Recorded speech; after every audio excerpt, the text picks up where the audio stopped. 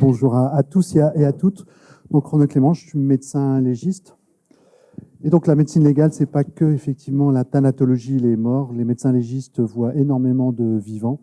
Et d'une certaine façon, quand on parle en quantité je dirais, d'activités médico-légales, nous voyons 95% de vivants parmi notre activité médico-légale.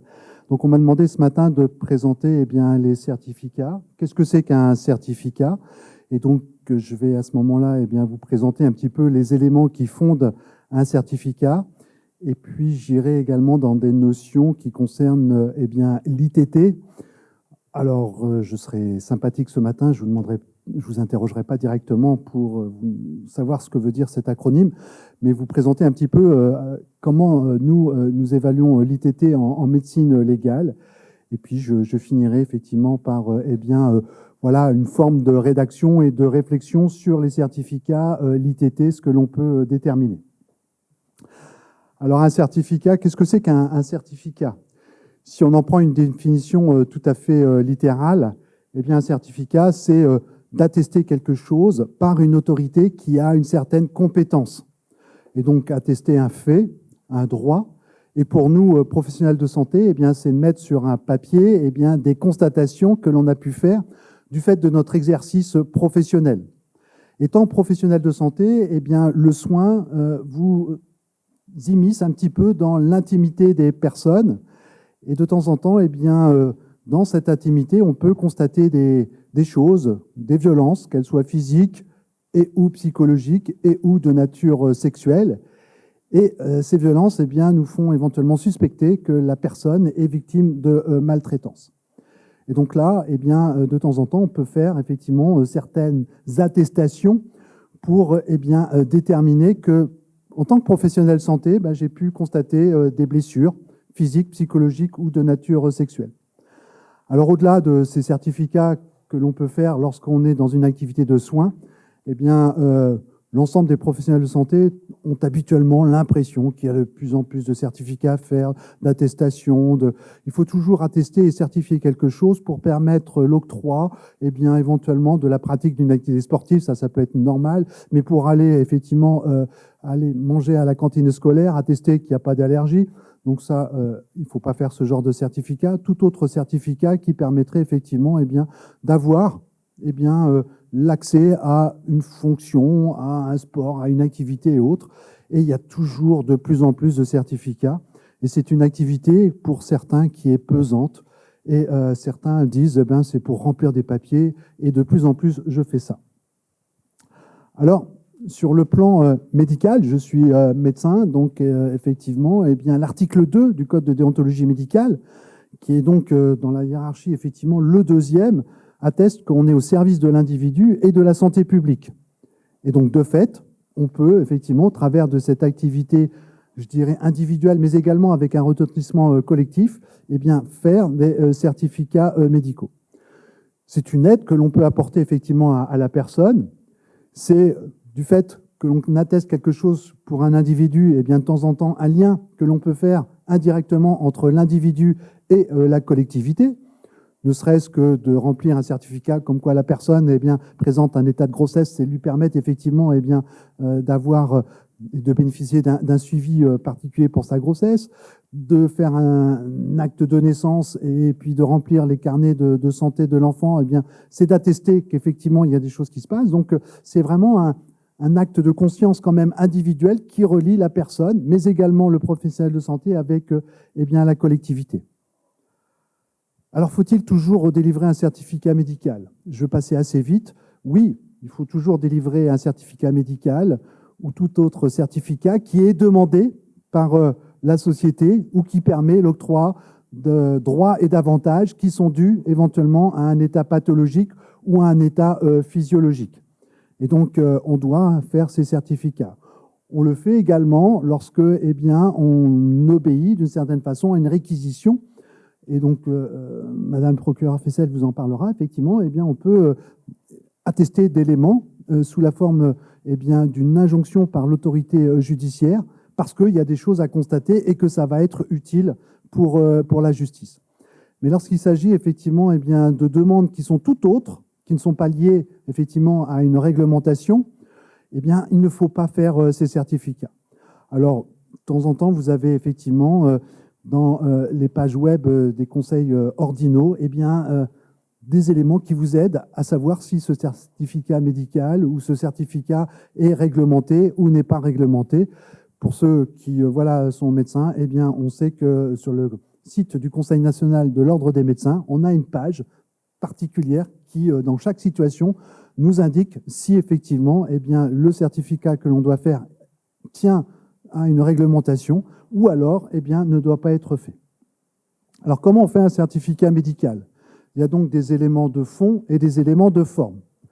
La forme, habituellement, eh bien, on peut faire un certificat et attester d'un élément parce qu'il y a déjà un pré-imprimé, c'est-à-dire un papier CERFA, soit effectivement, eh bien, on atteste d'éléments sur une ordonnance ou alors sur un papier en tête qui permet de dire eh bien, voilà, que vous avez la qualité, la compétence de pouvoir remplir ce certificat-là.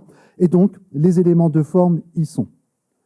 Pour ce qui est des éléments de fond, eh bien, évidemment, ce que je vous projette là, c'est dans le cadre d'attestation, on y vient petit à petit, de coups et blessures ou d'éléments qui vous permettent de dire que la personne présente tel trouble de l'état de santé physique et ou psychologique et que vous voulez donc effectivement les figer dans un certificat parce que vous avez fait ces constatations. Lorsque vous êtes face à ces situations-là, eh bien, il faut que la rédaction elle soit claire, précise. Lorsque vous rapportez, par exemple, certains éléments, eh bien, vous les mettez au conditionnel, où vous indiquez que eh bien, la personne déclare, vous indique, vous précise, vous mentionne, etc., pour montrer que ben, voilà, vous recueillez des éléments déclarés par la personne, donc vous les synthétisez, ceux qui vous sont utiles pour éventuellement les mettre en relief avec les blessures que vous avez pu constater, mais des notions de forme au conditionnel ou comme ça vous permettent effectivement de dire que voilà, vous avez recueilli ces éléments-là, vous en restez un professionnel de santé, vous ne savez pas si c'est la vérité, la réalité ou quelque chose qui est tout à fait inventé. Vous devez également suivre un plan qui comporte les identités, la vôtre, mais elle est déjà faite parce que vous avez effectivement établi eh bien, les éléments sur une ordonnance ou un papier en tête, et l'identité déclarée de la victime. Vous n'oublierez pas de dater et signer, c'est extrêmement important parce que vous vous engagez en tant que professionnel de santé à indiquer que vous avez constaté ces éléments-là.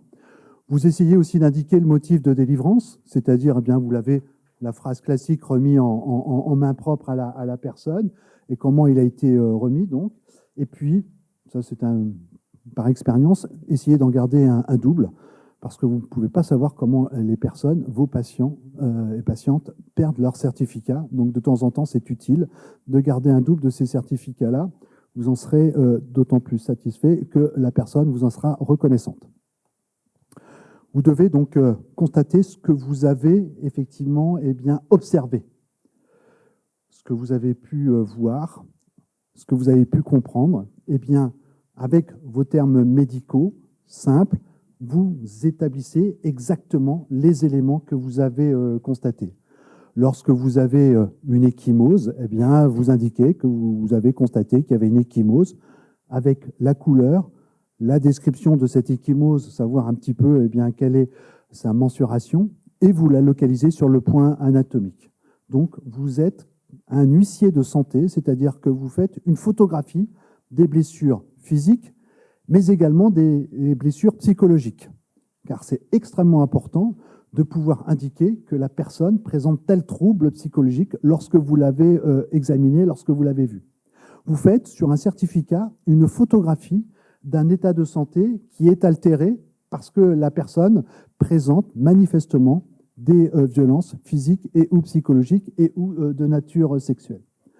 Et ce qu'il est bien, c'est d'éviter effectivement de passer à côté d'une blessure.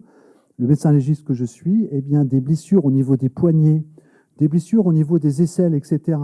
Quand vous décrivez éventuellement des petites blessures en disant, tiens, il y a, on va dire, des bleus qui sont situés à la face interne, tiers supérieure du bras, l'interprétation que l'on on en fait, c'est que c'est des lésions dites de prise. Donc, autant la description, elle est importante, et autant, à partir de cette description-là, on va pouvoir, nous, raccrocher des mécanismes lésionnels qui ont donc effectivement une incidence sur éventuellement le déroulement des faits traumatiques, et ce qui permet de temps en temps aux magistrats de pouvoir s'appuyer sur ces éléments-là, factuels, décrits, pour indiquer qu'effectivement, peut-être la personne elle a refusé, ou il y a peut-être eu des violences et qu'elle présente des lésions de prise. Donc c'est avec une incidence finalement probablement judiciaire. Alors votre certificat, la prochaine diapositive va vous faire peur, donc vous ne vous inquiétez pas. Mais effectivement, lorsqu'on parle de victimes, d'auteurs, lorsqu'on parle effectivement d'infractions, lorsqu'on va fixer l'ITT, lorsqu'effectivement, tous ces éléments vont rentrer dans ce cercle où il va y avoir effectivement des incidences, tant pour effectivement le médecin légiste. Donc nous, quand on reçoit les personnes en consultation et qu'il y a déjà eu des attestations, parce que la consultation est prise 2 à 3 mois après, donc autant dire que les ecchymoses, les bleus, ils ont disparu. Et lorsqu'on a effectivement une attestation, à la date, on peut se dire, voilà, on reprend vos éléments et on indique effectivement, ce certificat a constaté ça et que ça a des éléments extrêmement importants pour nous. Donc, on rentre ça dans nos certificats qu'on envoie aussi, ensuite à ce qu'on appelle un officier de police judiciaire, c'est-à-dire une personne qui nous a requis pour déterminer les coups et blessures et également fixer l'ITT. Et donc, à partir de ces certificats-là, ça va déterminer l'ITT. Ça va être un élément aussi qui pourra être utile dans le cadre effectivement d'une réparation à distance pour la personne, parce que on aura pu constater qu'elle présentait tel trouble psychologique, qu'elle présentait tel trouble physique, et que effectivement dans le cadre de l'indemnisation et de la réparation, on pourra s'appuyer sur ces éléments descriptifs pour effectivement en faire un lien avec éventuellement des séquelles, ce qu'on appelle le DFP, le déficit fonctionnel permanent, vous voyez les acronymes. Donc tout ça effectivement est un élément extrêmement utile qui va rentrer dans le cadre d'une procédure judiciaire et qui peut impliquer effectivement plusieurs volets de cette procédure judiciaire. Donc le but, c'est pas de vous faire peur, c'est évidemment de vous rassurer et de dire que voilà, quand vous constatez des choses et que vous attestez ça sur un certificat, c'est extrêmement utile et extrêmement important, d'autant plus lorsqu'on est tout proche des faits qui ont été commis. Alors je vous ai parlé de l'ITT. Qu'est-ce que c'est que l'ITT ? Et donc, c'est un acronyme qui veut dire incapacité totale de travail. C'est une définition juridique et même une définition jurisprudentielle que nous, médecins légistes, on détermine. Et donc, il n'y a pas de définition stricte à proprement parler. Ça a été une évolution de la définition de cette notion médico-légale, définition juridique, mais détermination par les médecins, pour évaluer cette incapacité totale de travail. Et l'évolution jurisprudentielle a été faite pour que, effectivement, le total, ce ne soit pas le total et que ça n'ait rien à voir avec le travail. Alors, la problématique de l'ITT, c'est qu'il n'existe pas de barème. Et vous allez comprendre pourquoi il ne peut pas exister de barème.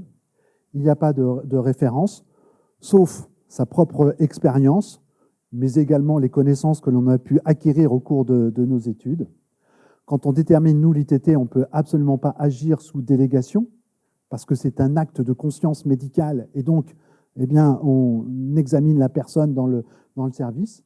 Et puis, lorsque vous êtes effectivement médecin, n'oubliez jamais qu'il peut y avoir de temps en temps des complications qui peuvent apparaître un petit peu à distance, et des complications qu'on ne pouvait pas suspecter ou qu'on pouvait penser arriver, mais évidemment, on n'est pas Madame Irma, et de temps en temps, il y a des choses qui, à distance, s'expriment, notamment les troubles psychologiques, et qui n'étaient pas présents au moment de l'examen. Alors, pour essayer de vous donner quelques notions, nous, comment on évalue cette ITT, effectivement, le travail n'est pas un élément qui indique que, il y a une ITT ou il n'y a pas d'ITT. On peut être, je dirais, avec une ITT et continuer de travailler. On peut être avec un arrêt de travail très long et ne plus avoir d'ITT. Parce que le travail donne une notion supplémentaire qui est l'interface des possibilités fonctionnelles d'une personne avec son activité professionnelle.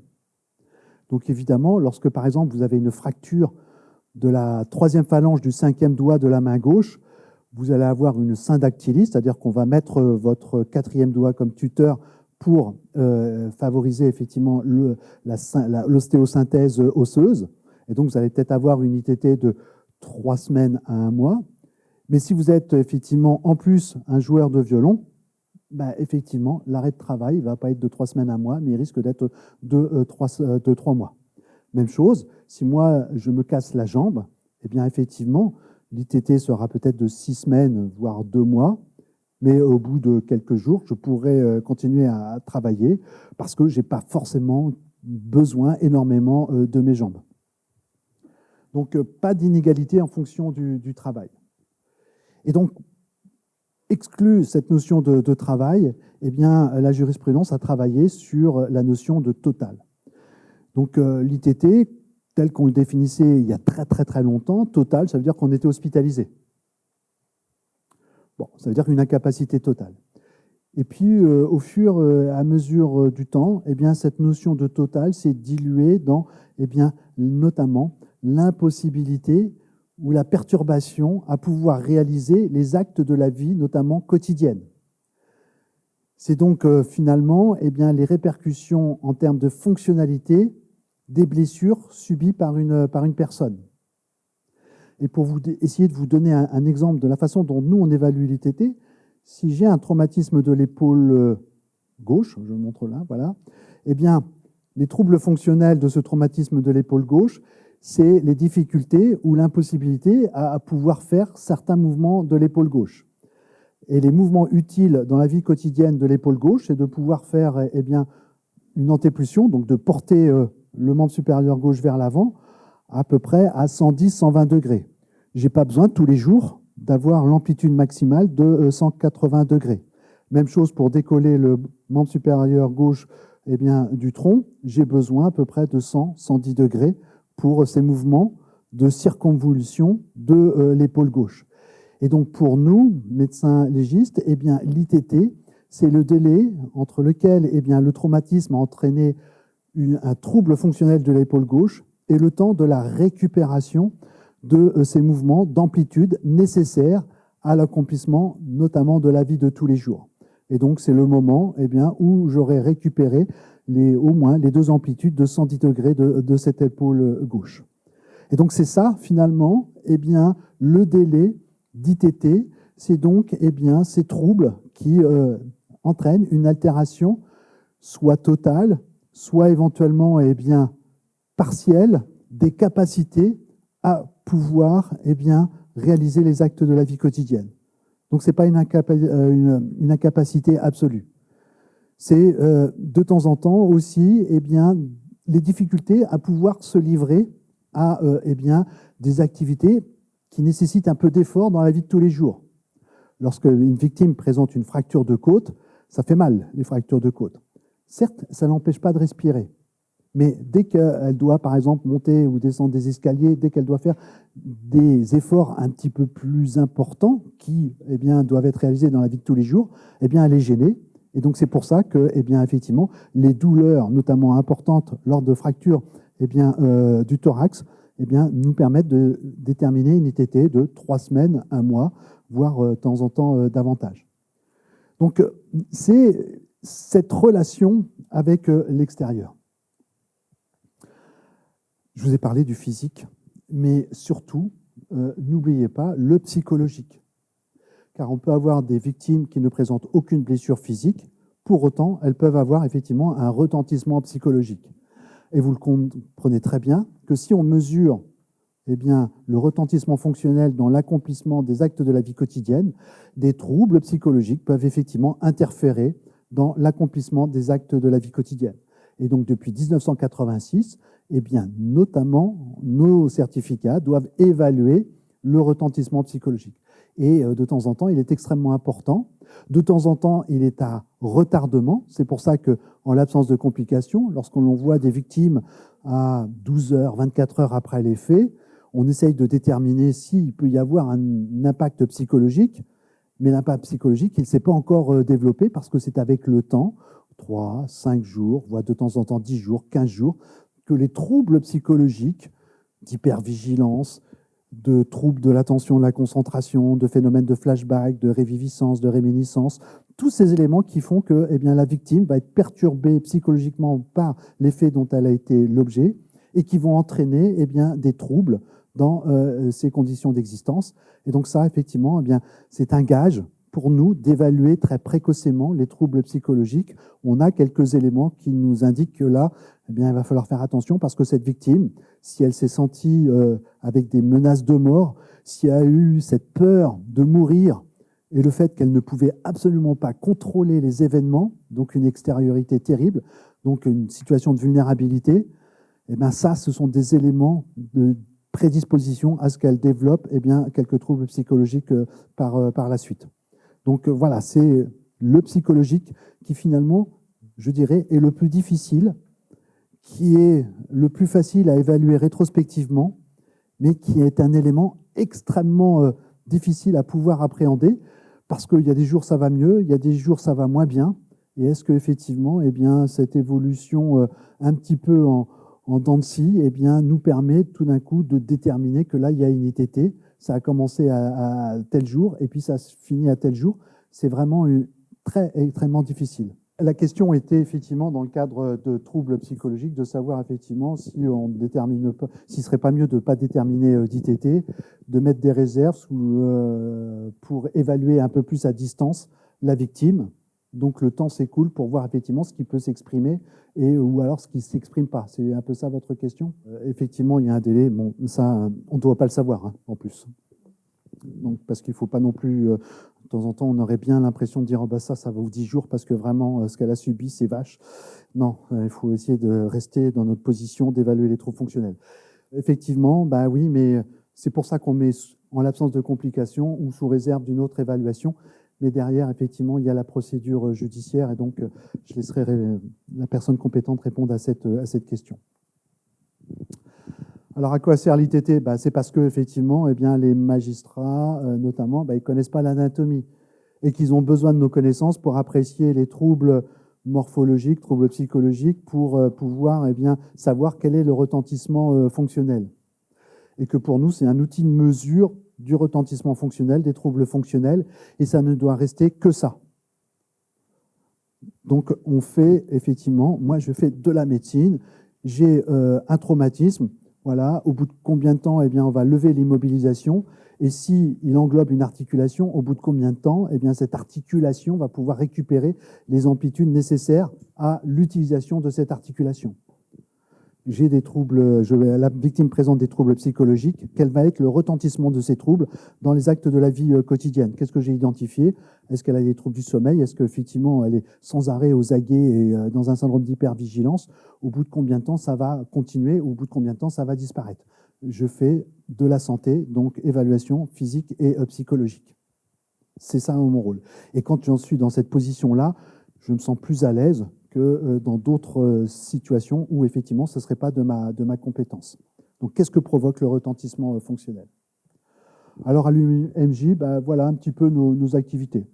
Vous voyez que voilà, en 5 ans, on a augmenté de à peu près 28% le nombre de consultations que nous réalisons par an. Et si on prend les derniers chiffres, 2023-2024, à peu près entre 20 et 25% des consultations sont dans un cadre de violence dite conjugale. Alors, voilà, on fait Nantes et sa périphérie, hein, donc ce n'est pas tout sur le département. Donc voilà un petit peu nos chiffres d'activité annuels, plus de 5000 consultations d'ITT par an à l'UMJ.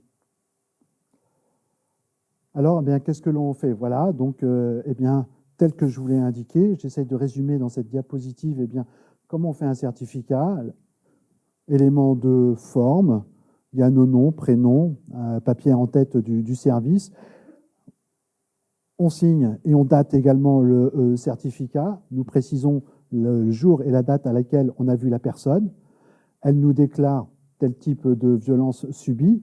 Donc, on synthétise effectivement les éléments qui sont utiles et qui nous permettent effectivement de dire, voilà, il y a eu des blessures physiques parce qu'elle a eu ça, ou il y a des troubles psychologiques parce qu'elle a reçu telle violence verbale, tel propos dégradant, telle insulte, etc.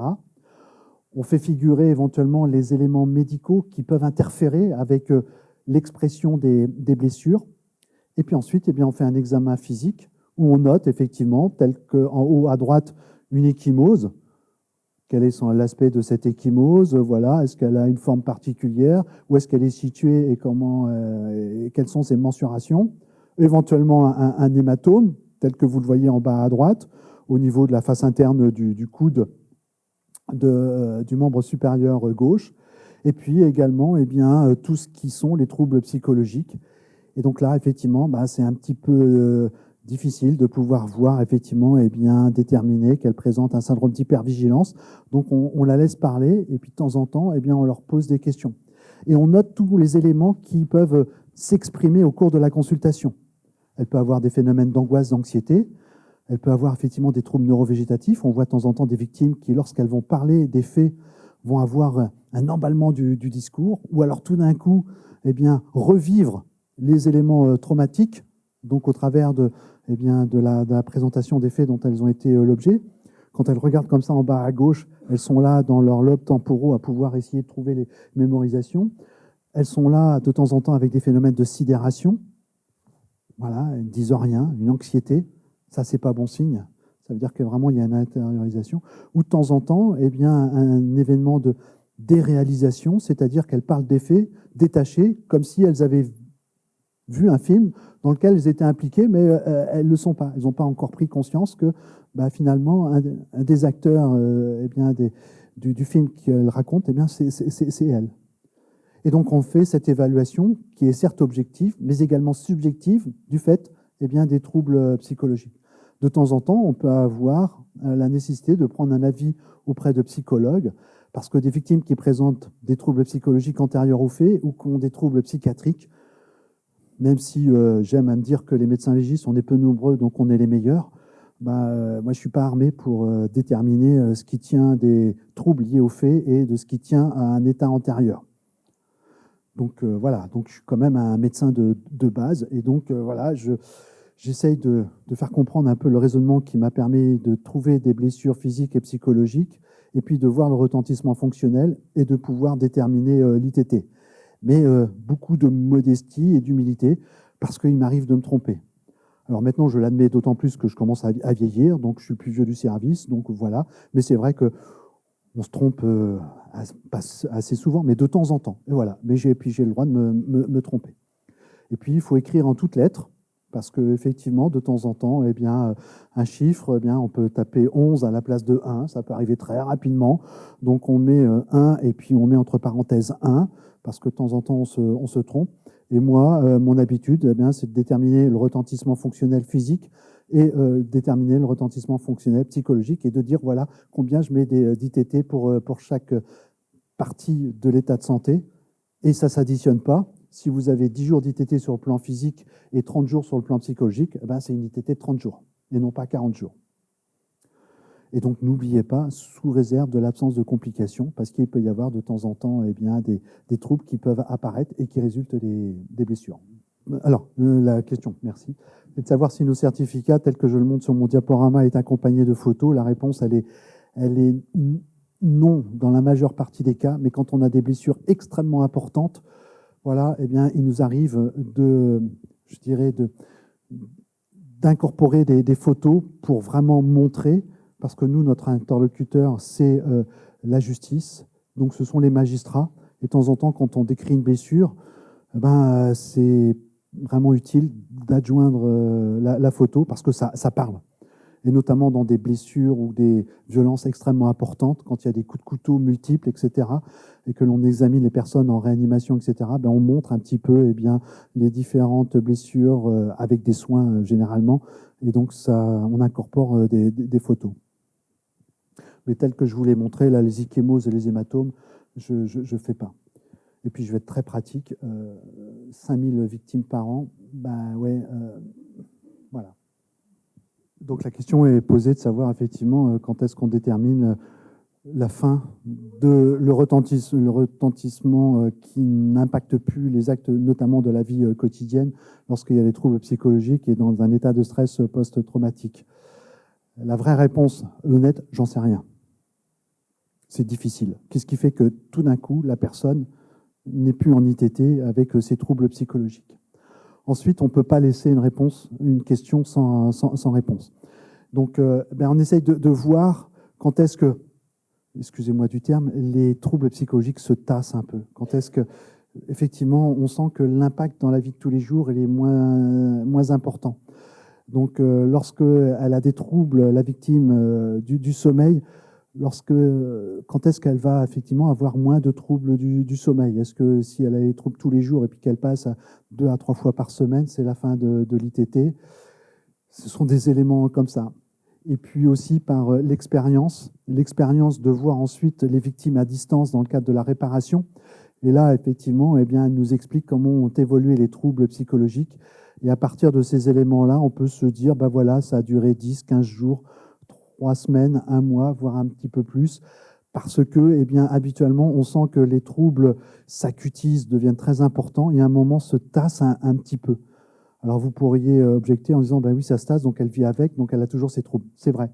Mais de temps en temps, effectivement, on essaye un peu de coller par expérience que lorsqu'une victime ne peut plus sortir de chez elle, lorsqu'effectivement elle vérifie 15 fois que la porte est fermée, que les volets sont fermés, qu'elle sursaute au moindre bruit parce qu'elle entend sa sonnette, etc., on essaye de savoir quand est-ce qu'effectivement ces troubles se sont un petit peu diminués.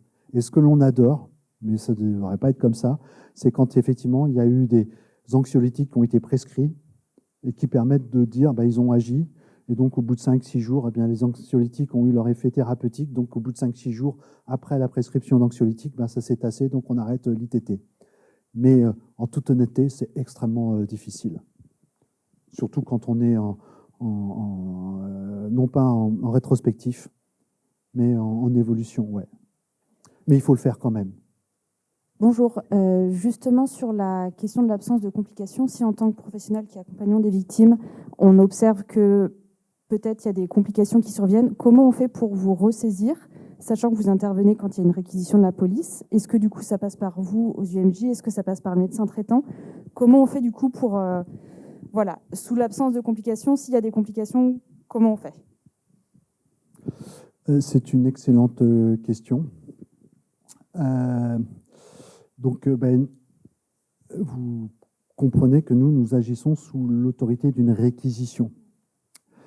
Donc, il faudrait qu'à ce moment-là, l'autorité judiciaire, un officier de police judiciaire, nous élabore une deuxième réquisition pour demander un réexamen de la victime. Certes, si je vous ai dit toute la modestie et l'humilité de pouvoir déterminer l'ITT pour les victimes, il y a notamment pour les victimes de faits importants, alors je ne sais pas ce que c'est que des faits importants, mais ce n'est pas à moi de déterminer ça, une réévaluation qui peut être faite au cours de la procédure d'instruction. Et donc, on reçoit des missions des juges d'instruction qui nous demandent notamment de voir un petit peu comment on détermine l'ITT quelques mois, quelques années après les faits. Donc, c'est une forme indirecte de réévaluation de l'ITT. Après, au cours de la procédure, et là, ce n'est pas de ma compétence, peut-être qu'un certificat médical d'un médecin ou d'un professionnel de santé indiquant que il y a des blessures nouvelles qui sont apparues ou que les blessures qui ont été constatées, malheureusement, elles ont mal évolué ou l'évolution est beaucoup plus longue, indiquant indirectement, et c'est peut-être, mais ça, c'est Mme Fessel qui vous en parlera, qu'il faut peut-être réévaluer effectivement l'ITT. Donc, ma réponse, c'est je ne sais pas comment vous pouvez faire. Je sais qu'il y a des éléments indirects, mais que pour que nous puissions réévaluer l'ITT, il faut passer par une autre réquisition, ce qui peut être effectivement une difficulté. Je vous remercie beaucoup. Marion Basile, moi je suis médecin généraliste. Ma question c'est par rapport au délai. En fait, combien de temps, quand la victime nous appelle pour constater les lésions, dans quel délai il faut la recevoir? Parce qu'en fait, on a vu que vos délais peuvent être très très longs. Nous, on nous demande de les voir rapidement. Après, il y a des hématomes ou des ecchymoses, enfin des hématomes plutôt qui peuvent apparaître quelques jours après. Donc, est-ce qu'il faut les revoir? Est-ce qu'on les voit en urgence? Quel délai leur donner? Voilà, c'était un petit peu ma première question. Il y en avait une deuxième, mais c'est peut-être Madame Fessel qui pourrait y répondre. On parlait des photos. À l'heure de l'IA, quelle place pour les photos amenées par les patients? Parce que l'objectif, c'est pas non plus que ça soit utilisé par la défense pour dire ben non, c'est pas vraiment la personne. Mais c'est peut-être Madame Fessel qui pourrait y répondre. Merci de vos questions. Le délai, en pratique, ce que l'on constate, c'est que les victimes ont vu leur médecin généraliste, médecin traitant, au bout de 24-48 heures. Et que ces constatations faites par ces médecins sont d'une utilité, mais phénoménale pour nous. Parce qu'effectivement, lorsqu'il n'y a pas de nécessité d'urgence de voir en urgence la victime, ben, les délais peuvent être de temps en temps très longs, quelques semaines, voire quelques mois. Et donc, elles apportent le certificat médical qui a été réalisé. Et là, je reviens sur ce que je vous disais. Vous êtes un huissier de santé, vous constatez les blessures. Et donc, nous, ce que vous constatez, c'est la réalité. Et donc, on les prend, ce descriptif, comme un élément d'exactitude, comme une photographie, mais avec effectivement des descriptions médicales. Pour ce qui est des photos, lorsque effectivement les victimes nous présentent des photos, on peut marquer qu'elle nous a présenté tel type de photos et qu'on a pu en déterminer quelles étaient les blessures, mais avec la réserve que, eh bien, c'est peut-être pas elle, c'est peut-être d'autres photos, enfin, c'est peut-être d'autres choses. Mais voilà, on les examine, on les regarde et on dit, ben voilà, sur les photos, moi j'ai vu ça, ça et ça. Voilà.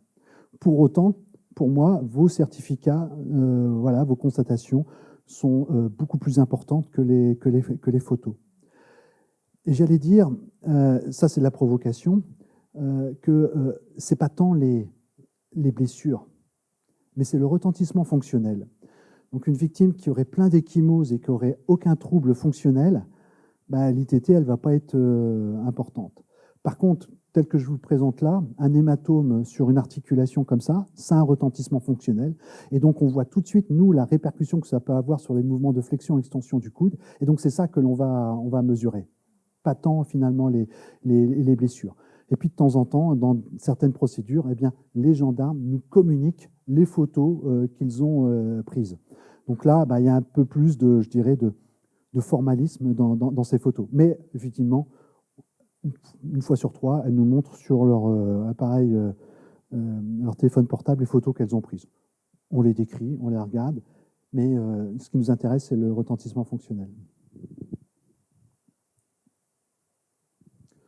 Voilà, ben, ma conclusion, c'est que vous êtes des professionnels de santé, donc dans ce cadre où effectivement, ça peut avoir des répercussions au-delà du domaine de la santé, restez des professionnels de santé, restez dans votre domaine de compétences.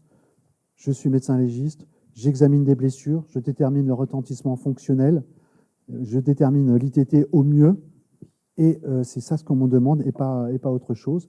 Je les décris, effectivement, de temps en temps, ça peut être très long pour nous, on peut avoir des tonnes et des tonnes de blessures, donc on essaye effectivement de toutes les matérialiser, donc c'est pas toujours évident. Mais je peux vous dire qu'après, à distance, effectivement, ces photos telles qu'on a pu les décrire au cours d'un certificat médical comme un huissier de santé, eh bien, sont une base de travail pour la justice et de temps en temps les questions que peuvent nous poser de la justice sur les mécanismes lésionnels, la façon dont ça a pu se produire, parce que ça fige des éléments traumatiques et tels que vous l'avez mentionné, ils sont évolutifs. Les ecchymoses, ça disparaît, les hématomes, ça disparaît, ça ne laisse pas de traces. Mais c'est pour ça que, eh bien, les professionnels de santé, et notamment les médecins généralistes, les médecins traitants, et toutes les constatations que vous pouvez faire sont des éléments de preuve qui nous sont extrêmement utiles. Alors bonjour à tous, donc, je suis Madame Fessel, vice-procureure au tribunal de Nantes. Je suis au tribunal de Nantes depuis 4 ans maintenant, ça fait bientôt 10 ans que je suis procureure et ça fait presque 1 an que je suis au pôle famille du parquet, donc je vais vous expliquer un peu comment ça s'organise au tribunal et que je suis la coordonnatrice violence intrafamiliale. Ça veut dire que donc, je coordonne l'action des procureurs sur comment améliorer la prise en charge des victimes, comment améliorer la justice en matière de violence intrafamiliale. Alors déjà un mot, parce que je ne sais pas dans quelle mesure vous savez ce que c'est, comment fonctionne la justice. Donc les magistrats, comme l'appellation générique magistrat, ça englobe les procureurs et les juges. On est tous formés à l'école de la magistrature et on peut tout au long de notre carrière changer de procureur à juge. On parle des magistrats du parquet parce que, ça c'est l'anecdote qui fait chic en dîner mondain, le parquet est debout quand il parle à l'audience, donc il est debout sur le parquet, et on parle de magistrats du siège pour les juges qui sont eux assis, et donc c'est ça l'opposition siège-parquet. Donc le parquet, quand on parle du parquet, c'est l'ensemble des procureurs en fait. À Nantes, on est 28 procureurs. Le nombre de procureurs, ça varie évidemment d'une juridiction à l'autre et d'un ressort à un autre. À Paris, ils sont plus d'une centaine. Moi, j'ai été en poste à Ajaccio, on était 5. Donc, ça dépend vraiment du ressort. Mais donc, on est 28. Et à Nantes, on a donc ce qu'on appelle un pôle famille du parquet qui a été créé, qui s'occupe des violences intrafamiliales et des mineurs. Donc, mineurs auteurs d'infractions, mineurs délinquants, mineurs en danger qu'il faut protéger, donc en saisissant un juge des enfants, en prenant une ordonnance de placement de l'enfant, le plaçant dans un foyer. Et on s'occupe aussi de toutes les violences intrafamiliales, donc violences conjugales, violences sur les mineurs, violences sexuelles ou physiques ou psychologiques, mais j'y reviendrai. Et donc on est sans doute l'interlocuteur privilégié de vous, soignants, si vous avez des signalements à faire, puisque la plupart du temps, les signalements, ils sont quand même faits à propos de violences intrafamiliales. Le procureur, il intervient tout au long de la chaîne pénale, donc dès le début. En fait, c'est lui qui reçoit, qui a connaissance de l'infraction en premier dans la justice. Il reçoit les plaintes. On peut déposer plainte auprès d'un procureur en écrivant juste une lettre sur un papier libre. On peut déposer plainte en allant au commissariat ou à la gendarmerie. Et ensuite, nous, on lance une enquête, on saisit un service d'enquête, et le service d'enquête nous rend compte de ce qu'il fait. Nous, on autorise certains actes, on dirige l'enquête, et donc on décide de ce qu'on fait à la fin de l'enquête du dossier. Est-ce qu'on classe sans suite parce qu'on n'a pas assez d'éléments, parce qu'on n'a pas identifié l'auteur d'un cambriolage, par exemple, ou est-ce qu'on décide de poursuivre? Et là, il y a tout un tas de modes de poursuite, mais je ne vais pas rentrer dans les détails, sinon ça va vous perdre. Ensuite, le procureur va à l'audience, il explique son point de vue, pourquoi est-ce qu'il a poursuivi telle personne, il démontre pourquoi est-ce que la personne lui semble coupable, il explique quelle peine lui semble adaptée, le juge décide, et ensuite le procureur se charge aussi de l'exécution de la peine par le condamné, et donc on intervient vraiment tout au long de la chaîne pénale. Donc moi, mon service, c'est celui, comme je vous disais, qui traite des violences intrafamiliales et des mineurs. Les violences, je pense que vous avez déjà dû avoir des interventions sur le sujet, ou que si vous êtes ici, c'est que ça vous intéresse particulièrement et que vous savez sans doute. Les violences, elles sont de plein de nature. Il y a plein de violences possibles. Elles peuvent être physiques, c'est ce à quoi on pense de manière immédiate. Elles peuvent être psychologiques, c'est les dénigrements systématiques, c'est les rabaissements. Elles peuvent être verbales, des insultes au quotidien. Elles peuvent être sexuelles. Et on a maintenant des nouvelles formes de violence, si on peut dire. Ce sont les violences en présence de mineurs. Donc on considère que le fait qu'un mineur soit témoin de violence entre ses parents, ça fait de lui une victime de violence. Parce que, vous doutez bien pourquoi, parce qu'effectivement c'est très choquant quand on a 5 ans de voir papa mettre une claque à maman. Donc on les considère comme victimes et on fait de plus en plus, dans la mesure du possible, des évaluations d'ITT sur ces mineurs qui sont témoins de violence. Je dis dans la mesure du possible parce que il y a parfois un caractère d'urgence qui fait qu'on veut que l'enquête soit bouclée dans le temps de la garde à vue et qu'il faut que l'UAPED, donc le service qui examine les mineurs, ait des créneaux. Et ça, c'est pas toujours possible dans l'urgence. Je vais juste dire un mot sur l'ITT puisque le docteur Clément en a parlé, qu'il y a eu des questions sur le sujet. L'ITT, pour nous, c'est fondamental parce que ça nous permet d'apprécier la gravité de ce qui s'est passé, du retentissement pour la victime. Ça reste une indication. C'est à nous d'apprécier, magistrats, la gravité en se basant sur cette ITT, mais sur d'autres éléments aussi.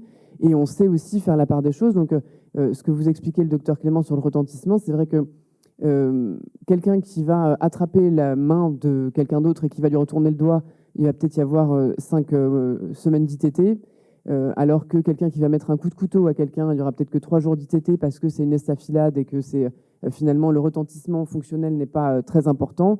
Nous, on sait évidemment faire la part des choses entre quelqu'un qui attrape la main de quelqu'un et quelqu'un qui met un coup de couteau à quelqu'un. Donc c'est un indicatif pour nous, c'est une indication très importante, mais ce n'est pas le seul élément sur lequel on se base. Donc, si vous deviez fixer des ITT, il faut que ce soit précis, et ça, c'est pas mon métier. Mais ne soyez pas trop inquiets de vous tromper, parce que finalement, nous, c'est un élément qu'on prend en compte, mais il n'y a pas que ça dans le dossier. Et donc, ne soyez pas trop stressés à l'idée de ne pas mettre la bonne ITT, parce qu'effectivement, ça peut changer, vous pouvez vous tromper. Je vais dire un mot aussi de que faire si l'ITT peut changer. Alors ça, effectivement, on peut ordonner des expertises au cours de l'enquête, quand l'enquête est toujours en cours, pour affiner l'ITT s'il y a des nouveaux éléments. Vous pouvez aussi, et moi ça va être, je pense, la chose majeure que je vais vous dire aujourd'hui, vous pouvez aussi écrire des choses sur papier libre, vous pouvez faire des certificats, vous pouvez redonner des choses aux victimes, les choses elles ne sont pas figées. Vous pouvez faire un certificat médical à la victime en disant je constate que plusieurs mois après, elle est toujours dans cet état-là, lui remettre le certificat. Ce certificat, elle peut le remettre, elle, à la justice. Et tout ça, on en tient compte, même si l'ITT a été fixé à un point, à un moment dans le temps. Nous, s'il y a un élément, c'est un élément supplémentaire au moment de l'audience qu'elle peut nous présenter, la victime, pour dire, voilà, il y a une ITT de 8 jours qui a été fixée, mais en réalité, je ne suis pas sortie de chez moi pendant 3 mois. Et tout ça, ça vient ajouter à cet élément médical et médico-légal qu'on a eu. Et ça nous permet d'avoir une connaissance plus fine du retentissement de la victime. Alors, le but aujourd'hui de cette intervention, c'est surtout les signalements, le circuit du signalement et comment signaler. Alors déjà, je vais vous le dire et je vais vous le redire, signaler, il faut signaler. Je sais que ce n'est pas évident pour vous, soignants, de signaler à la justice des choses que vous constatez. Ce n'est pas le cœur de votre métier. Votre métier, c'est de soigner. Je sais aussi que le secret médical, c'est quelque chose qui pèse lourd et qui est difficile à rompre pour vous. Donc c'est pour ça que je vais vous dire un peu ce que dit la loi. Les signalements, nous, on en reçoit de 2 ordres au pôle famille. On reçoit, alors je ne vais pas rentrer dans les détails techniques, mais on reçoit essentiellement des signalements pour les mineurs qui sont victimes d'infractions ou de mauvais traitements, victimes de violences ou de mauvais traitements. Ou des signalements pour des inquiétudes des mineurs pour lesquels l'école s'inquiète, qu'il n'a pas à manger, il a des poux, c'est pas traité, des choses comme ça. Des signalements, on en reçoit aussi donc, pour des victimes d'infractions majeures, donc pour des personnes majeures et donc pas des mineurs, pour les violences. Moi, de mon expérience, ça fait bientôt 10 ans que je suis procureur. Je pense sincèrement que les personnes, les professionnels les plus à même de signaler des violences ou des mauvais traitements, c'est l'école pour les enfants. Et ça marche très bien. Maintenant, l'éducation nationale a très bien pris le pli. Et on a beaucoup de signalements. Là, hier, moi, j'ai eu 3 signalements. J'ai pris 3 ordonnances de placement pour des enfants qui étaient en danger. Mais l'autre porte d'entrée pour nous, c'est les soignants. Je le pense sincèrement. Et ça, hélas, on n'en a pas assez. Moi, je constate qu'on n'a pas beaucoup de signalements des soignants. L'essentiel de ce qu'on a, c'est pour les personnes âgées qui auraient Alzheimer, qui seraient dans une situation qui ne sont pas en capacité de se défendre d'un conjoint violent. Mais pour des victimes de violences conjugales, on en a très peu. Pour des mineurs, on en a très peu aussi, parce que je pense que c'est quelque chose qui n'est pas encore entré dans les habitudes et dans les réflexes professionnels, alors que je pense vraiment que vous êtes les plus à même de repérer ces situations parce que vous êtes au quotidien, enfin pas au quotidien, mais vous êtes avec des patients que vous revoyez, que vous êtes des personnes en qui ils ont confiance, à qui ils vont se confier plus facilement. Mais je pense aussi, et ça je crois que vous avez déjà eu des interventions sur le sujet, que les victimes, elles ont du mal à se confier spontanément et que créer le climat pour qu'elles se confient, ça favorise complètement la parole, ça libère la parole, poser des questions systématiquement, demander aux personnes si elles sont victimes de violences, de but en blanc, que ça fasse partie des questionnaires, des questions que vous posez à vos patients. C'est fondamental parce que finalement, elles y répondront quand elles sont victimes, pour beaucoup, oui, alors qu'elles n'en auraient pas parlé spontanément. Je vais vous raconter une anecdote sur un dossier où ça a été justement un signalement par un soignant. C'est un dossier de violence conjugale qui a pris une ampleur terrible, qui aboutit à des actes de torture et de barbarie, avec 6 victimes finalement. Et tout part du signalement d'un médecin qui constate que sa patiente qui vient d'avoir un bébé manque une consultation pour un vaccin pour le bébé, alors qu'elle a l'air d'être très de vouloir faire le suivi pour son bébé, d'être très concernée par son bébé. Elle a constaté qu'elle est venue une fois en consultation avec son mari, que c'est son mari qui répond à sa place, que quand elle lui demande si elle veut prendre la pilule, le mari répond non, je ne veux pas qu'elle prenne la pilule. Des choses comme ça qui lui mettent la puce à l'oreille. Elle finit par insister auprès de sa patiente pour qu'elle vienne avec son bébé pour cette consultation de vaccin. La patiente vient et elle lui pose la question de savoir comment est-ce que ça va à la maison. Elle l'incite à parler parce qu'elle a bien senti qu'il se passe quelque chose. Et la patiente finit par lui dire j'ai vu dans votre salle d'attente le violentomètre et j'étais en train de me poser la question sur le violentomètre où situer mes violences, où situer ce que je subissais, comment est-ce qu'on situe, alors là je vais vous dire, c'est une anecdote, mais voilà, de ce dossier, comment on situe un tir à l'arbalète sur un violentomètre. Et donc cette médecin, elle nous signale ça.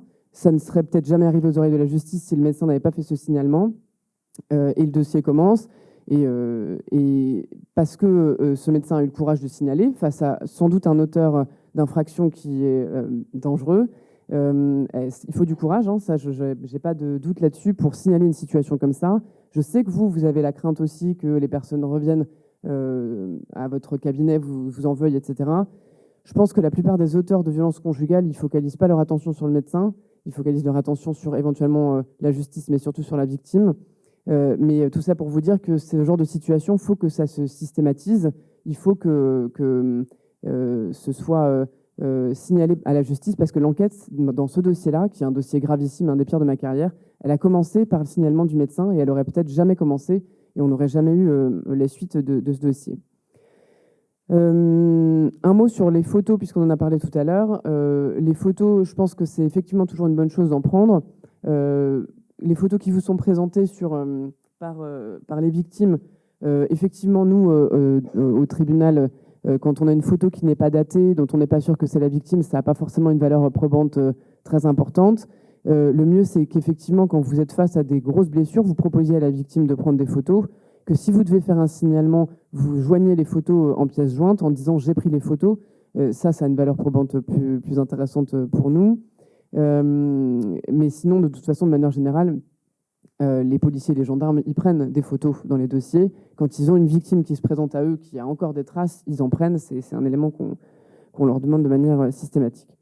Donc les signalements, ils arrivent chez nous par mail. Vous pouvez faire un signalement en écrivant un mail, tout simplement en disant voici en pièce jointe un signalement, ou un courrier en fait qui signale une situation. Sur papier libre, il n'y a pas de formalisme, vous écrivez ce que vous avez constaté, votre inquiétude, ce que la victime vous a dit. Le mieux, c'est que ce soit en pièce jointe. On rentre dans des détails pratiques, mais je vous le dis quand même, parce que moi, je vais imprimer votre signalement, votre courrier, et l'envoyer au service de police ou de gendarmerie compétent. Et donc, c'est mieux que ce soit dans une lettre plutôt que dans un mail que je devrais imprimer, où il y a parfois vos coordonnées, vos numéros de portable, etc. Donc ça, c'est mieux que ça n'apparaisse pas en procédure. Mais donc, il suffit d'un mail, en fait, pour signaler une situation, avec éventuellement les photos. Vous pouvez signaler au parquet, vous pouvez appeler la CRIP, la cellule de recueil des informations préoccupantes, vous pouvez signaler à la PMI, vous pouvez voir avec les UMJ, avec l'UAPED, quand vous avez des doutes, quand vous ne savez pas comment signaler. Je pense qu'il ne faut pas hésiter à demander de l'information, parce que c'est effectivement pas encore complètement dans les réflexes, et que parfois, j'imagine, vous ne savez pas exactement ce que vous pouvez signaler, est-ce que ça vaut le coup de signaler et comment faire. Il n'y a pas de formalisme, et donc un mail suffit. Sur ce que vous pouvez signaler ou pas, puisque vous êtes soumis au secret médical, le principe, c'est qu'on n'est pas censé dire, vous n'êtes pas censé dire ce que vous disent vos patients. Mais il y a des exceptions dans la loi qui vous permettent de le faire. Il y a des autorisations spécifiques de révéler. On a un article du Code pénal, l'article 226-13 du Code pénal, qui prévoit le secret professionnel, mais il prévoit aussi une atténuation à ce secret professionnel, qui est prévu par donc l'article 226-14, qui dit spécifiquement que vous n'engagez pas votre responsabilité civile, pénale ou disciplinaire, sauf mauvaise foi, dans un certain nombre de cas précis. Ce que dit cet article, c'est que si vous constatez des maltraitances, des privations, des sévices, y compris sexuels, chez une personne majeure, quand vous avez l'accord de la victime, vous pouvez à tout moment signaler. Les victimes, parfois, elles ont beau vous dire à vous qu'elles sont victimes, c'est difficile de passer la porte d'un commissariat ou d'une gendarmerie, et donc elles n'osent pas forcément. Et si vous prenez l'initiative de dire « moi je sais comment on fait, moi je vais signaler la situation au parquet et vous serez appelé par les policiers ou les gendarmes pour être entendu », c'est beaucoup plus facile, et ça d'expérience je le vois aussi, que d'être à l'initiative de « je vais au commissariat, j'attends parfois 2 heures dans la salle d'attente du commissariat pour venir déposer plainte, est-ce qu'on va me prendre au sérieux, est-ce qu'on va m'écouter ?» C'est plus facile si vous êtes à l'initiative de ça, avec l'accord de la victime. Il y a des cas où vous n'êtes pas obligé de recueillir l'accord de la victime. La loi, elle a changé là-dessus.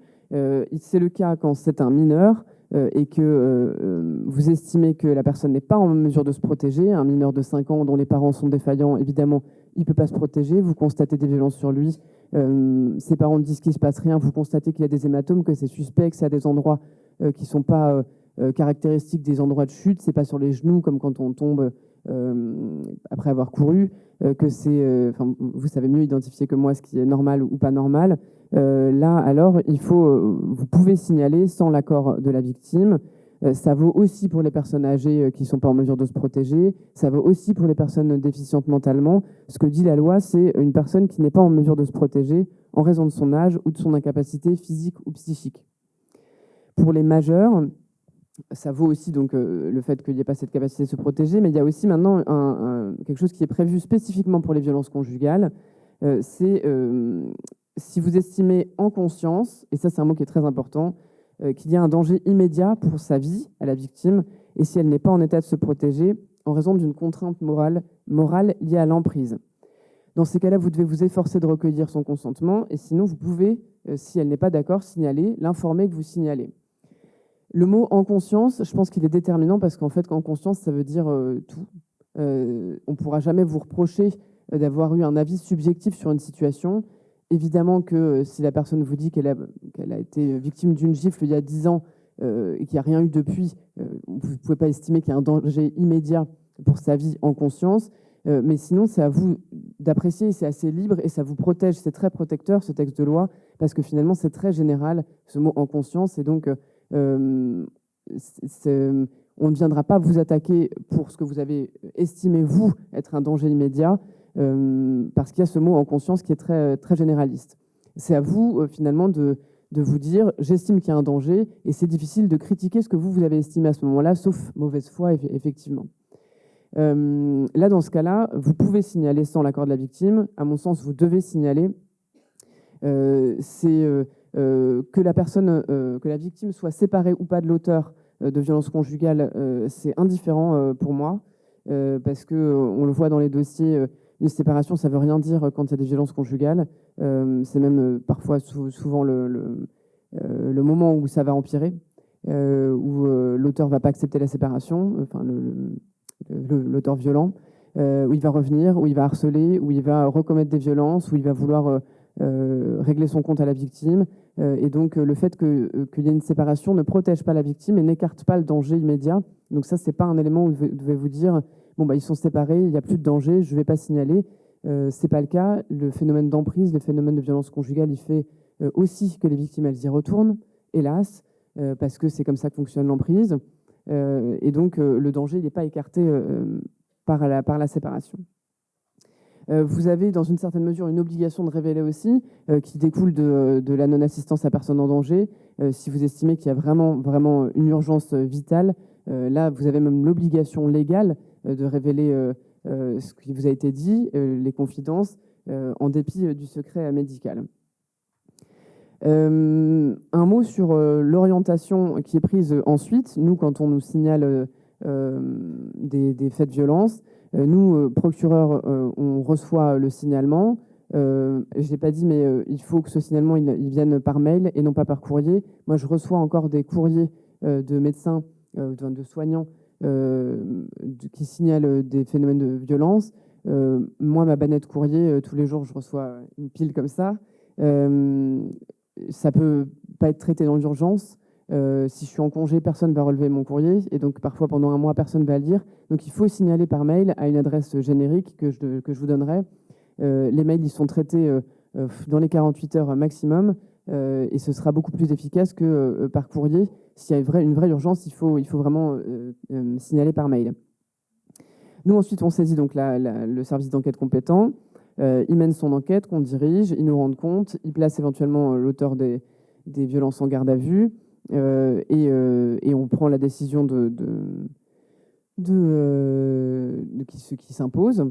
Vous pouvez aussi orienter, alors puisque vous devez rechercher le consentement de la victime, vous n'êtes pas obligé de tout de suite signaler. Vous pouvez aussi, quand c'est des violences qui vous paraissent pas créer un danger immédiat pour la victime, vous pouvez aussi orienter les victimes, les orienter soit pour qu'elles aillent déposer plainte au commissariat ou à la gendarmerie, même si c'est pas simple, sinon leur dire qu'elles peuvent écrire au procureur pour déposer plainte par courrier, sans leur donner l'adresse mail que je vais vous donner, parce que sinon on serait complètement submergé, mais eux ils peuvent écrire, et les orienter sinon vers les associations, mais ça on en parlera tout à l'heure. Les associations à Nantes, il y a un grand nombre d'associations pour les victimes de violences. On vous en dira un mot tout à l'heure, mais donc il y a l'association Citadelle, il y a l'association Solidarité Femmes Loire-Atlantique, France Victimes, le CIDFF, et parce que j'en ai pas parlé tout à l'heure, j'ai oublié, quand vous êtes face à une situation, ça peut arriver aussi de suspicion de prostitution d'un mineur. Il y a aussi une association qui s'appelle ALBA, c'est un dispositif, donc ALBA, qui permet la prise en charge des victimes de prostitution mineure. C'est quelque chose de très spécifique, c'est un phénomène qu'on constate de plus en plus. Des jeunes de 15 ans qui sont sous l'emprise de quelqu'un qui exploite leur prostitution, elles y tombent très vite, elles ne veulent pas en sortir parce que ça leur apporte beaucoup d'argent. Elles sont souvent en fugue, les parents sont démunis, ou alors elles sont en fugue de foyer. C'est pas forcément les personnes que vous verrez le plus souvent parce qu'elles sont dans la fuite et donc elles vont pas forcément avoir un suivi médical, mais si jamais c'était le cas, il existe donc des associations et il faut essayer au maximum d'orienter la prise en charge de ces victimes. Nous, comme moyen de protection, ce qu'on a, une fois qu'on a notre enquête et qu'on a notre signalement, si jamais on vous pose la question, en fait, pour répondre aux questions des victimes qui s'inquiéteraient, on a notre enquête, on a la garde à vue, on a le déferrement qui est quasi, pas systématique, mais qui est très majoritairement employé pour les violences conjugales notamment et les violences intrafamiliales. Le déferment, ça veut dire que la personne elle est placée en garde à vue et qu'à la fin de sa garde à vue, on la laisse pas repartir avec une date de convocation. Les gendarmes ou les policiers l'amènent tout de suite au tribunal, dans les geôles du tribunal, et nous, on les reçoit, on leur explique ce qu'on leur reproche, et soit on les fait placer sous contrôle judiciaire, ça veut dire qu'ils ont des obligations et interdictions, notamment interdiction de contact avec la victime et interdiction de paraître au domicile de la victime, que s'ils ne respectent pas ce contrôle judiciaire, ils risquent d'aller en prison. Ce contrôle judiciaire, il peut aussi être... il peut y avoir un bracelet anti-rapprochement comme parmi les obligations. Donc ça veut dire que l'auteur des violences porte un bracelet qui émet un signal s'il se rapproche trop près de la victime, qui, elle, a un dispositif aussi.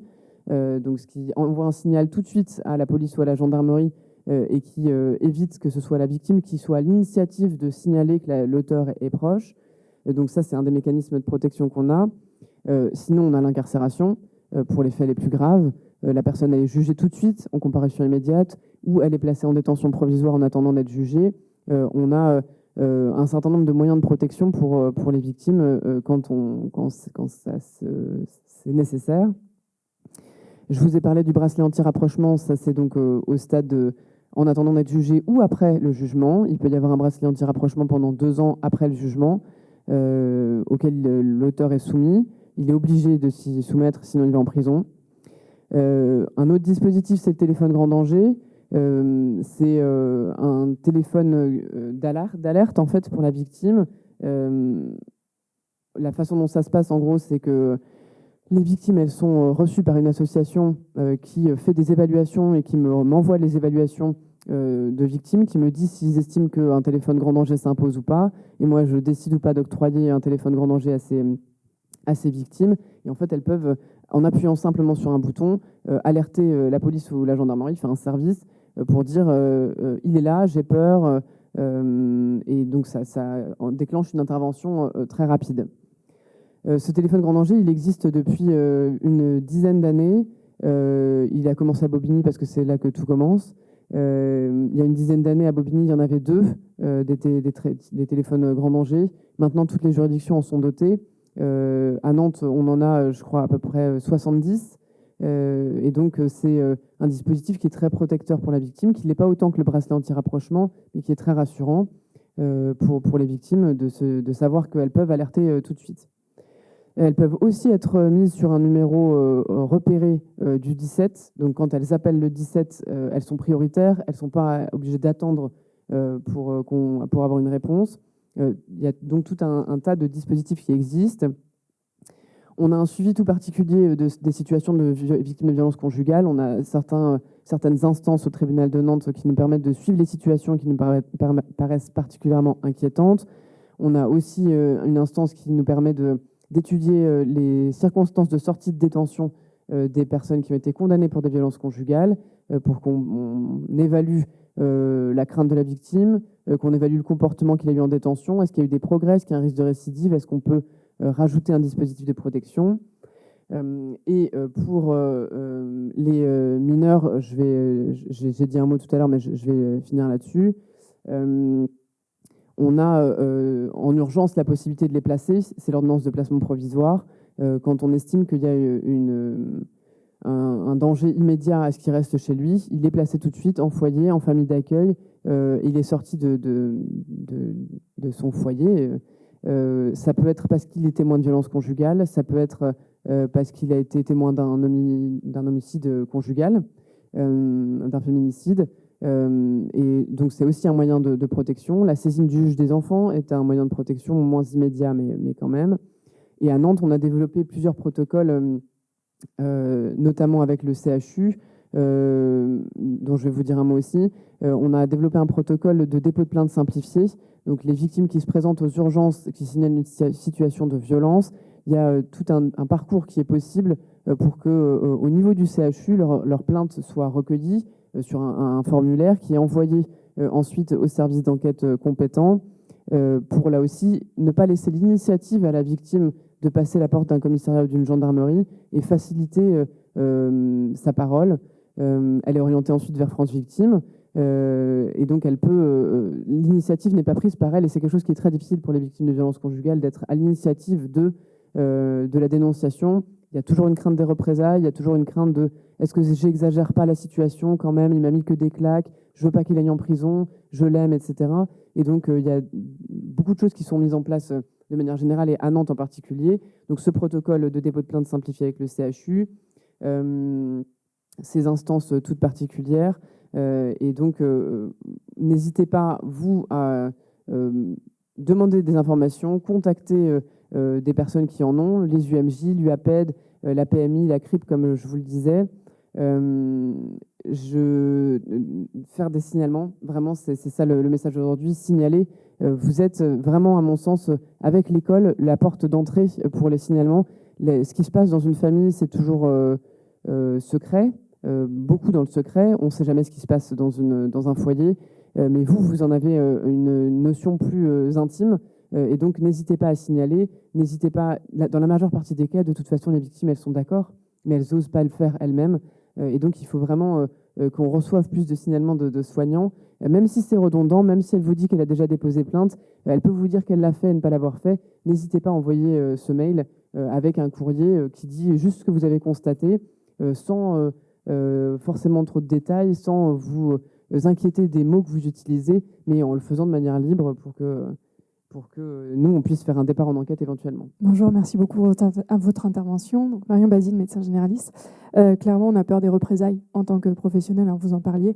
Il faut quand même on a l'obligation d'informer normalement les parents quand on fait une information préoccupante sur un enfant. Et cette peur de représailles, c'est une réalité. Pour autant, je vous rejoins, en fait, en tant que médecin généraliste, on en fait des informations préoccupantes, pas assez.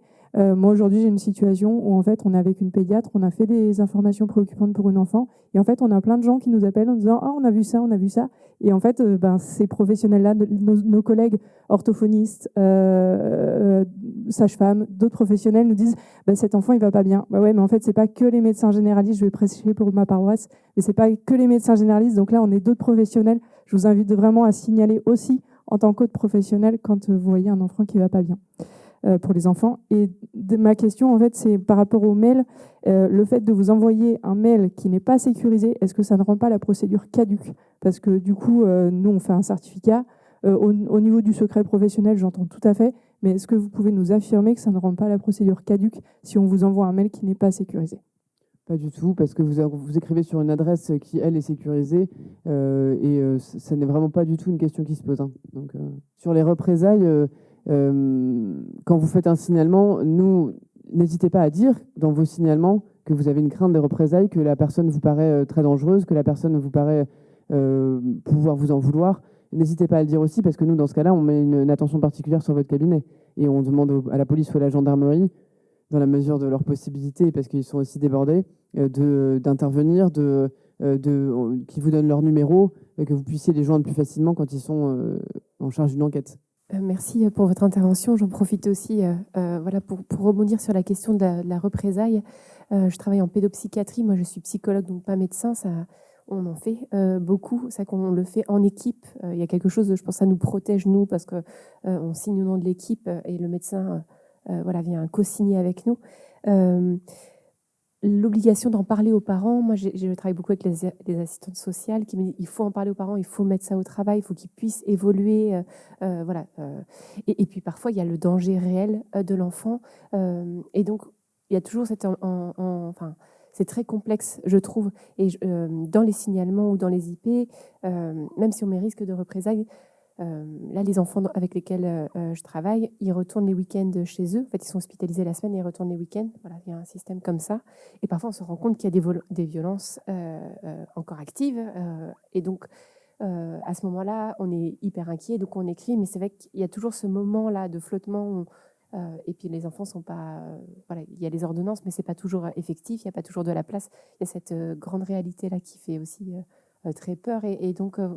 voilà, je ne sais pas, vous, comment vous vous positionnez par rapport à tout ça? Nous, on est, hélas, on subit la situation de l'aide sociale à l'enfance, qui subit elle-même sa propre situation. Le fait qu'il y a effectivement beaucoup de placements non exécutés à Nantes, dans le ressort nantais, c'est vraiment quelque chose qui c'est dramatique. L'aide sociale à l'enfance, ils font ce qu'ils peuvent, mais ils sont complètement débordés. Et donc, effectivement, quand on lance une évaluation sociale, ça peut prendre des mois. Quand il y a vraiment un danger immédiat, nous, procureurs, on prend une ordonnance de placement provisoire. Celles-là, elles sont exécutées. Et elles sont exécutées dans la journée. Donc, s'il y a vraiment... je vous dis, hier, j'en ai pris 3 et les 3 enfants sont placés. Parce que j'estimais qu'il y avait vraiment un danger immédiat. C'était une petite fille avec des brûlures de cigarettes sur les bras, un petit garçon victime de violence par son beau-père, avec un risque de représailles par le père qui vient de sortir de prison pour violence conjugale. C'est des situations vraiment où il y a une urgence immédiate. Et dans ce cas-là, on place les enfants tout de suite. Mais je comprends bien votre inquiétude et je comprends bien le fait que quand ils retournent chez leurs parents le week-end, il y a un risque que les parents s'en prennent à eux à nouveau. Ça je l'entends bien. Si vous pensez qu'il y a ce risque-là, il faut le signaler. Et nous, dans ce cas-là, on place les enfants. Oui, oui. Effectivement, il faut constater des choses, il faut voir ce que l'enfant dit. Mais tout ça, c'est très... Surtout la parole de l'enfant, c'est très difficile de se faire une idée certaine. Un enfant se dit peu victime. Oui. Il y a la loyauté aux parents. Il y a beaucoup de choses. Et puis même, voilà, c'est pas si grave. Ma sœur a vécu pire. Enfin, voilà, il y a toujours... quand vous disiez qu'une personne, quand on lui demande si elle est victime de violence, effectivement, peut-être chez l'adulte, il y a quelque chose qui... Oui, en effet, j'ai pu vivre ça. Chez l'enfant, c'est plus complexe, notamment quand c'est dans un système intrafamilial. Mais c'est peu un mot que j'entends chez l'enfant, en tout cas.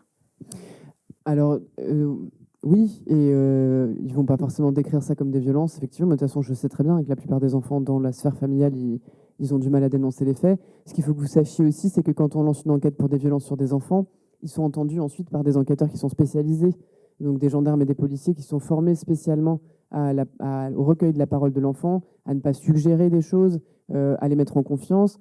Ils sont entendus dans une salle spéciale au CHU, à l'UAPED, donc à l'unité d'accueil des enfants en danger, après mise en confiance avec la psychologue de l'UAPED. Et donc, il y a un vrai travail qui est fait pour que ce ne soit pas une audition qui soit prise à côté des cellules de garde à vue au commissariat et à côté des parents. On essaye aussi, quand il y a une suspicion de violence, de faire entendre les enfants, par exemple, les gendarmes ou les policiers vont les chercher à l'école pour l'audition, quand on pense qu'il y a un risque, parce que pour pas que les parents soient là, pour pas que les parents emmènent l'enfant et lui disent tu dis rien, tu te tais. Donc on essaye de faire comme on peut pour que la parole de l'enfant elle soit la plus libre possible, mais ça reste effectivement des enfants avec ce conflit de loyauté énorme. Donc si vous estimez effectivement qu'il y a un risque, il faut nous le signaler et qu'on place les enfants, mais même en les plaçant, parfois ils disent rien. Moi, j'avais une question, mais je rebondis. Du coup, j'en ai 3 parce que je rebondis sur les 2 autres, mais c'est, je pense, des questions rapides. En gros, si on pense qu'il y a un risque, c'est un peu sur quand même le ressenti. Ce qu'on nous dit, c'est quand même assez subjectif et qu'on se trompe et qu'on signale parce qu'il n'y a pas grande conséquence à se tromper dans ce sens-là. Alors, pour moi, non. Donc, Ensuite, voilà, si jamais il y avait une plainte contre vous au niveau de l'ordre, moi, je ne suis pas en charge de l'ordre. Je ne pense pas que... Donc on est si de vous bonne signalez- foi et que, enfin voilà, l'idée c'est après, parce que c'est vrai que souvent, des fois, on a aussi les insistantes de l'autre parent. Parfois, c'est un peu ça quand il y a des gardes alternées, etc. Mais en gros, nous, on signale ce qu'on pense être un danger. Et après, il y a quand même, c'est pas notre rôle de certifier le danger ou pas. Vous voulez dire dans les hypothèses, par exemple, où on vous demande de signaler, enfin, on dit l'accord de la nous, victime. on se dit, là, ce week-end, ça va pas. Enfin, voilà, on estime qu'il y a un danger, mais nous, on n'est pas enquêteur, quoi. Non, il faut que vous on disiez ce que estime qu'il y a vous un danger, constatez on le et que signale, vous- et puis si on s'est trompé, on s'est trompé. Oui. Voilà, ouais, c'est pour ça que les mots en conscience, ils sont importants. Ouais. C'est ce que vous estimez en conscience à ce moment-là. C'est pas une science exacte, évidemment. Il vaut mieux Les se gens, ils tromper dans peuvent ce sens-là, quoi. mentir, ils peuvent exagérer. Et d'ailleurs, l'enquête peut aussi ne mener à rien parce qu'on n'aura pas assez d'éléments. Nous, enfin, au niveau de la justice, on ne viendra jamais vous le reprocher. On ne viendra jamais se dire, oh, bah, dis donc, ce médecin, il a abusé, il n'aurait pas dû faire ça. Il peut y avoir des erreurs. Parfois, on place des enfants et il ne fallait pas les placer. Enfin, c'est toute la difficulté de ces métiers, c'est que c'est quand même une appréciation subjective. On a des éléments objectifs, on peut constater des choses qui existent objectivement, mais évidemment que l'erreur, elle est possible. Et non, ça n'a pas de conséquences pour nous. Bon, à part la colère après des gens vis-à-vis de nous, C'est qu'on ça. a Et déjà puis, vécu. alors là, vous parliez de la situation, les gardes alternés, etc. C'est sûr qu'il y a des hypothèses où vous pouvez être éventuellement instrumentalisé par un parent qui essaye d'obtenir la garde exclusive. Ça arrive. C'est quand même pas la majorité des cas, mais ça arrive. Et dans ces cas-là, ça ne vous empêche pas de faire un certificat sans dire quelque chose que vous n'avez pas constaté. Vous devez dire ce que vous avez constaté. Oui. Donc voilà, l'enfant me dit qu'il ne veut pas aller chez son père. La mère me dit qu'elle pense qu'il y a des violences, mais tout ça, c'est rapporter quelque chose. Ou alors dire, je constate qu'il y a un hématome à tel endroit, etc. Mais non, on ne viendra pas vous le reprocher. Et du coup, ma question initiale, c'était, ça m'est déjà arrivé de faire des signalements et de pas, on ne sait pas, nous, après, trop ce que ça donne. Et donc, on revoit les gens. Donc, je ne sais pas comment, est-ce que quand on voit que moi, là, je pense à des signalements pour des choses qui se sont passées, qui ne se passent plus, mais avec, où on pense qu'il y a encore des choses, mais qui sont peut-être moins importantes. Est-ce qu'on doit, au bout de 6 mois, est-ce qu'on doit quand même, parce qu'on revoit les gens, on les voit pas bien, on se dit qu'il y a encore, est-ce qu'il faut relancer, est-ce qu'il faut, Vous pouvez relancer, vous pouvez que... re-signaler. Nous, on garde des traces de nos enquêtes, donc c'est aussi l'occasion pour nous de se dire qu'est devenue cette enquête. Il faut savoir là aussi que le commissariat, le commissariat de police de Nantes, ils sont particulièrement débordés, plus que les gendarmeries, ils font tout ce qu'ils peuvent. C'est vraiment des équipes très investies, la brigade des mineurs et la brigade des violences conjugales, mais ils ont un stock de dossiers en souffrance. J'imagine. Voilà. Et ça, on essaye de le désengorger et de les aider, mais et eux, ils ont du renfort ponctuel pour déstocker des dossiers. Mais il y a des dossiers, effectivement, qui n'avancent pas parce qu'ils ne sont pas prioritaires par rapport à d'autres dossiers. Vous pouvez re-signaler. Vous pouvez, moi, j'essaye, quand je reçois des signalements par mail de soignants, de répondre en disant merci pour votre signalement. Après, je reçois 300 mails par jour, donc voilà, c'est pas... Mais j'essaye quand même de le faire, notamment pour encourager les signalements par les soignants. Voilà. Mais oui, re-signaler si vous voyez que la situation n'évolue pas. Très bien, merci. Je suis Astrid Buissier, je suis cadre en maternité sur Santé Atlantique. Et donc, du coup, on fait énormément d'IP et pas mal de signalements aussi dans les maternités. On observe énormément de violences conjugales, de plus en plus. Moi, ça fait plus de 20 ans que je suis cadre et on a vu une hausse extrêmement exponentielle. La question, on est extrêmement aidé par la CRIP, effectivement, qui est vraiment l'organisme qui nous permet aussi, sur lequel on peut prendre conseil. Ça nous est arrivé aussi de prendre aussi des décisions de voir avec un procureur. Ça, c'est arrivé en cas d'urgence. Et du coup, je me posais la question, pourquoi nous n'avons pas non plus dans notre établissement ce protocole de plainte simplifiée? Ça, je pense que ça a vocation à se développer, mais vous êtes à Elsan, à la Santé Atlantique. Je pense qu'il y a un lien qui devrait être fait normalement avec le CHU, mais j'en rediscuterai avec les médecins légistes. Les maternités, je pense. Hein. Jules Verne, c'est pareil. Et Bretéché, il faut que toutes les maternités... Il n'y a pas que l'hôpital qui a des situations comme ça. Et en fait, l'hôpital, disons que l'hôpital, le CHU, le but de ce dépôt de plainte simplifié, c'était pour les urgences. Le service des urgences qui reçoit des victimes de violences conjugales et qui peut faire le dépôt de plainte simplifié. Vous, maternité, vous avez les urgences maternité, mais pas des personnes qui se présentent pour des violences qu'elles ont subies. Si, ça peut. Ouais. Si, ça peut. Des médecins, on a un médecin quand même qui s'occupe de toutes les mutilations sexuelles. Donc elle peut aussi avoir ses patientes qu'elle reçoit. Et donc ça nous semble important, nous, en tant que maternité, je sais pas où d'être je aussi cherchais. Mais c'est quelque chose chose qu'on peut travailler, ça aussi, oui, effectivement. Il devait y avoir une contractualisation entre les établissements de santé publics et les parquets. Donc ça résulte effectivement le dépôt de plainte simplifiée comme quelque chose qui devait s'appliquer sur les structures qui recevaient des urgences, etc. Et donc effectivement, on a d'abord pensé au public avant de penser aux établissements privés ou semi-privés. Voilà. Je suis généraliste aussi. Ça arrive assez fréquemment que des violences graves nous soient rapportées, mais par des proches. Par exemple, les grands-parents qui parlent tout le temps de leurs petits-enfants qui sont en danger. Et là, du coup, vous parlez de la dame qui est retirée par le généraliste pour dire bon, qu'est-ce qui se passe chez vous. Mais quand c'est des faits rapportés, qui peuvent être quand même d'une extrême gravité, ou les voisins, ou on est souvent coincé en disant bah oui, mais tant qu'on n'a pas vu votre belle-fille, enfin voilà, je sais pas, est-ce qu'on peut signaler pour quelqu'un, moi je pense pas en tant que médecin, mais pour quelqu'un qu'on n'a pas vu, pour une situation si c'est pas dont votre on est au patiente, il n'y courant. a même pas de secret médical, vous pouvez toujours signaler. Vous pouvez faire un courrier au procureur de la République en disant c'est pas ma patiente, mais on m'a rapporté que, les grands-parents m'ont rapporté qu'il y avait des violences. Il n'y a pas de secret médical. Toute personne qui est accusée de violence peut signaler au procureur de la République une situation de violence.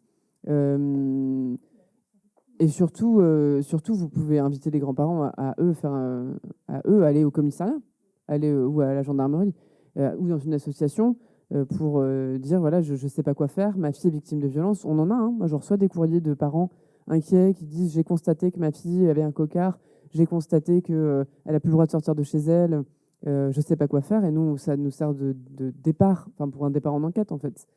Et si on vous rapporte ça, si vos patients sont les grands-parents et sont d'accord pour que vous le racontiez, il n'y a pas de secret médical, il n'y a rien. Ce n'est pas votre patiente, la victime. Donc, vous pouvez signaler. Mathilde Simard, je suis gynéco. Et donc, moi, dans ma pratique, j'ai surtout des faits qui me sont relatés très à distance.